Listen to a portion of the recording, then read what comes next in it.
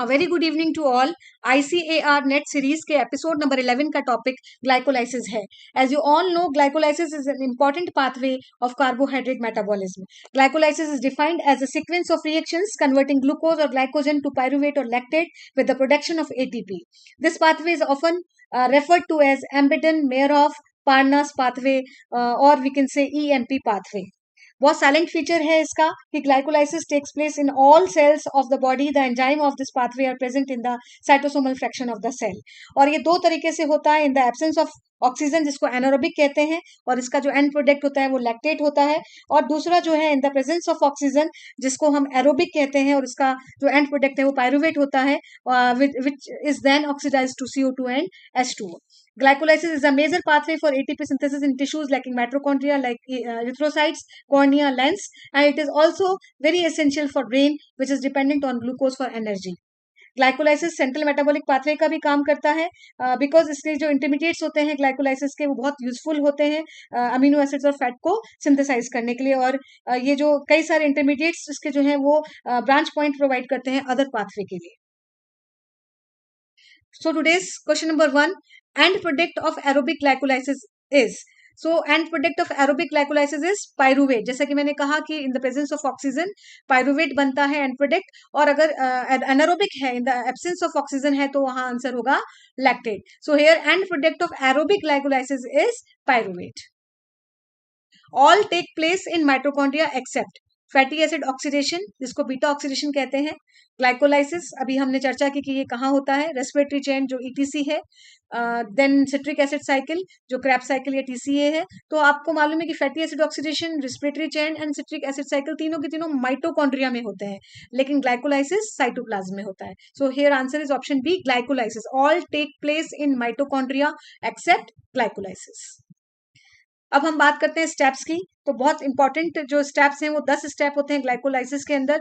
और ग्लाइकोलाइसिस के जो शुरू के जो 3 स्टेप हैं वो एनर्जी इन्वेस्टमेंट फेज या प्रिपरेटरी फेज कहलाते हैं. 4th और 5th जो है स्प्लिटिंग फेज होता है, और 6 से 10 नंबर जो है वो एनर्जी जनरेशन फेज और पे ऑफ फेज होता है. तो फर्स्ट पे आप देखेंगे ग्लूकोज से जो 6 कार्बन वाला हेक्सो शुगर है, ग्लूकोज 6 फॉस्फेट बन गया. एंजाइम है हेक्सोकाइनेज और ग्लूकोकाइनेज, और इन द प्रेजेंस ऑफ मैग्नीशियम. तो मैं यहाँ पर आपको हेक्सोकाइनेज और ग्लूकोकाइनेज के बारे में थोड़ा बताना चाहूंगी. Hexokinase is present in almost all of the tissues, और it catalyzes the phosphorylation of various hexoses. सभी hexoses जो होते हैं लाइक फ्रक्टोज, मैनोज आदि का, सबका ये phosphorylation कर लेता है. इसका लो Km होता है, और ये इनिबिट होता है ग्लूकोज 6 फॉस्फेट से. जबकि ग्लूकोकाइनेज जो है वो लीवर में प्रेजेंट होता है, catalyze the phosphorylation of only glucose, has high Km for glucose and is not inhibited by glucose 6 phosphate. तो इंपॉर्टेंट बात यहाँ पे ये है कि due to high affinity glucose is utilised by hexokinase even at low concentration. लेकिन उल्टा glucokinase में ऐसा नहीं होता है, वो एक्ट करता है only at higher level of blood glucose. Glucose 6 phosphate बहुत इंपॉर्टेंट है. Central molecule with a variety of metabolic fates like glycolysis, glycogenesis, gluconeogenesis and pentose phosphate pathways. अब हम बात करते हैं ग्लूकोज 6 फॉस्फेट से फ्रक्टोज 6 फॉस्फेट बन गया, जो प्रेजेंस में बना आइसोमेरेज एंजाइम की. एंड देन फ्रक्टोज 6 फॉस्फेट से आप देखेंगे फ्रक्टोज 1,6 बिसफॉस्फेट बन गया, जिसको फ्रक्टो जो एंजाइम है वो है फॉस्फोफ्रक्टोकाइनेज, PF के कहते हैं. यहाँ पर भी एनर्जी कंज्यूम हो रही है. आप देखेंगे यहाँ पर जो रेगुलेटरी स्टेप है ये, और इसको कहते हैं लिमिटिंग कमिटेड स्टेप भी कहा जाता है ये. और इससे आप देखेंगे ये भी अभी तक जो है वो 6 कार्बन का चल रहा है. अब देखिए फ्रक्टोज 1,6 बिसफॉस्फेट से जो स्प्लिटिंग फेज है, यहाँ पर 3 कार्बन के 2 मॉलिक्यूल बन गए, जिसको हमने कहा ग्लिसरल्डिहाइड 3 फॉस्फेट और डाई हाइड्रोक्सी एसीटोन फॉस्फेट. और एंजाइम का नाम था एल्डोलेज. फिर आइसोमेरेज के प्रेजेंस में जो ग्लिसरल्डिहाइड 3 फॉस्फेट और ये आपस में कन्वर्ट हो गए, और इसमें ये चेंज होकर di hydroxy acetone phosphate convert हो जाता है ग्लिसरल्डिहाइड 3 फॉस्फेट में, और बन जाता है 2 मॉलिक्यूल्स ग्लिसरल्डिहाइड 3 फॉस्फेट के. देन ग्लिसरल्डिहाइड 3 फॉस्फेट के 2 मॉलिक्यूल्स किसमें बनाए, क्या बनाएगा, 1,3 बिसफॉस्फोग्लिसरेट, जिसको 1,3 PPG भी कहते हैं. एंजाइम का नाम है ग्लिसरल्डिहाइड 3 फॉस्फेट डिहाइड्रोजनेज. अब यहाँ पे ध्यान रखें कि यहाँ पे 2 NADH बन रहा है प्लस 2 हाइड्रोजन, और ये 2 NADH जो है देखेंगे NADH passes through the electron transport chain ETC and 6 ATP are synthesized by oxidative phosphorylation. तो आप ध्यान रखें कि पुराना सिस्टम जो था वहां पे 6 बनते थे और भी हम डिस्कस करेंगे कि 1 से 3 बनते थे और यहाँ पर अभी जो है वो 2.5 हम मानते हैं तो टोटल 5 बनेंगे क्योंकि यहाँ पे 2 NADH है. देन आप देखेंगे नेक्स्ट स्टेप में जो 1,3 बिस फास्फोग्लिसरेट बन गया वो काइनेज की प्रेजेंस के अंदर 3 फास्फोग्लिसरेट बना रहा है. 3 फास्फोग्लिसरेट अब यहाँ पे देखिए एनर्जी भी बन रही है, एटीपी बन रहा है. देन ये क्या हुआ, ये सबस्ट्रेट लेवल फास्फोराइलेशन हो गया. देन 3 फास्फोग्लिसरेट से 2 फास्फोग्लिसरेट बना in the presence of mutase enzyme and then 2 phosphoglycerate से फास्फोइनोल पायरुवेट जो एंजाइम है एनोलेज. अब यहाँ पे इनिबिशन की ध्यान रखें तो जो एंजाइम था ग्लिसरल्डिहाइड 3 फॉस्फेट डिहाइड्रोजनेज इसको इनिबिट करता है आयोडोएसीटेट और आर्सिनेट. और यहाँ पे जो इनोलेज एंजाइम है जो फास्फोग्लिसरेट जो चेंज हो रहा है फास्फोइनोल पायरुवेट में वो इनोलेज एंजाइम और इसको इनिबिट करता है फ्लोराइड. और ये बहुत इंपॉर्टेंट बात है because for blood glucose estimation in the laboratory fluoride is added to the blood to prevent glycolysis by the cell so that blood glucose is correctly estimated. तो आपको ये एंजाइम ध्यान रखना है. और लास्ट फिर से इरिवर्सिबल स्टेप है जिसमें फास्फोइनोल पायरुवेट जो है in the presence of pyruvate kinase ये चेंज हो जाता है पायरुवेट के अंदर और यहाँ पर वापस सबस्ट्रेट लेवल फास्फोराइलेशन होता है और यहाँ पर एटीपी बन जाता है. तो टोटल दो क्योंकि ये 2 पायरुवेट बनेंगे एक ग्लूकोज से और यहाँ पर एटीपी टोटल बने 4 और 4 में से 2 कंज्यूम हो चुके तो नेट एटीपी हमारे पास 2 हो गए. और यहाँ पे जो 2 NADH बना वो जो जब ऑक्सीडेटिव फास्फोराइलेशन में जाएगा तो उससे हमें 5 जो एटीपी मिलेंगे और टोटल मिला के 7 एटीपी हो गए. Net ATP synthesis in glycolysis in aerobic condition तो या तो 8 कहा जाएगा या 7 कहे जाएंगे. Next, in anaerobic glycolysis, the energy yield from each molecule of glucose is बहुत इंपॉर्टेंट है. तो ध्यान रखें 2 एटीपी ही मिलेंगे क्योंकि NADH वाला स्टेप होगा नहीं. तो यहाँ पर क्या बनेंगे 4 टोटल बन रहे थे 2 कंज्यूम हो रहे थे तो यहाँ पर आंसर हो जाएगा क्योंकि इसमें क्या होगा जो पायरुवेट है वो चेंज हो रहा है लैक्टेट डिहाइड्रोजनेज की प्रेजेंस में लैक्टेट में तो लैक्टेट बन जाएगा और यहाँ पर 2 एटीपी जो है वो हमें मिलेंगे. The energy yield from each molecule of glucose is 2 ATP equivalent. किसमें एनारोबिक ग्लाइकोलाइसिस में. और जैसे कि मैंने कहा एरोबिक की अगर हम बात करेंगे तो वहां net ATP synthesis in glycolysis in aerobic condition in the presence of oxygen वहां 7 या 8 आंसर होगा.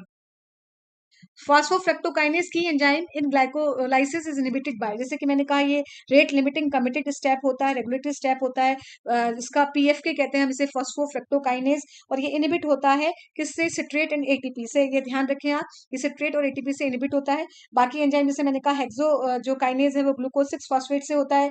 ग्लूकोकाइनेज जो है वो ग्लूकागोन से होता है और फास्फोफ्रक्टोकाइनेज ग्लूकागोन ATP सिट्रेट से होता है. Pyruvate kinase glucagon ATP and cyclic AMP से होता है. उसी तरह एक्टिवेशन जो है वो ग्लूकोकाइनेज का इंसुलिन से फास्फोफ्रक्टोकाइनेज का insulin fructose 2,6 bisphosphate ADP AMP and inorganic phosphorus and pyruvate kinase का इंसुलिन से.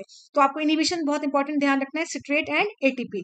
और एक चीज आप और ध्यान रखें कि जो 3 स्टेप है रिवर्सिबल 1, 3 एंड 10 इन तीनों पे ही जो है वो काइनेज एंजाइम काम कर रहा है. हेक्सोकाइनेज और ग्लूकोकाइनेज फास्फोफ्रक्टोकाइनेज PFK और pyruvate kinase. So here answer is option A, citrate and ATP. A unique byproduct of glycolysis in erythrocyte is बहुत इंपॉर्टेंट क्वेश्चन है ये. Rapoport Lubring cycle. This is a supplementary pathway to glycolysis which is curative in the mature erythrocytes और RBCs.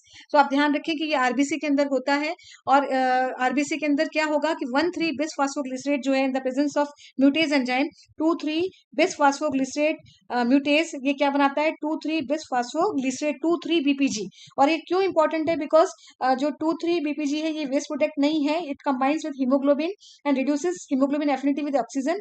Therefore in the presence of 2,3 BPG oxy haemoglobin unloads more oxygen to the tissue.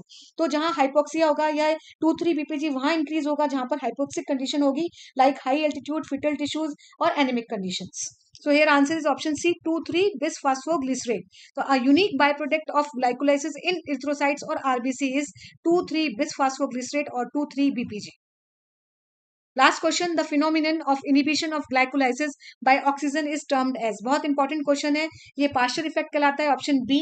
और ये क्या होता है the inhibition of glycolysis by oxygen aerobic condition is known as Pasteur effect, और ये Louis Pasteur ने दिया था। और ये क्यों होता है, आपको सीधा सिर्फ यही ध्यान रखना है कि ये Pasteur effect is due to the inhibition of the enzyme phosphofructokinase और पीएफके। और दूसरा इंपॉर्टेंट फैक्ट आपको ये याद रखना है कि इसका अपोजिट जो होता है वो होता है क्रैप ट्री इफेक्ट। और ये क्रैप ट्री इफेक्ट क्या है, the phenomenon of inhibition of oxygen consumption by the addition of glucose to tissue having high aerobic glycolysis. और ये अपोजिट है पास्चर इफेक्ट के।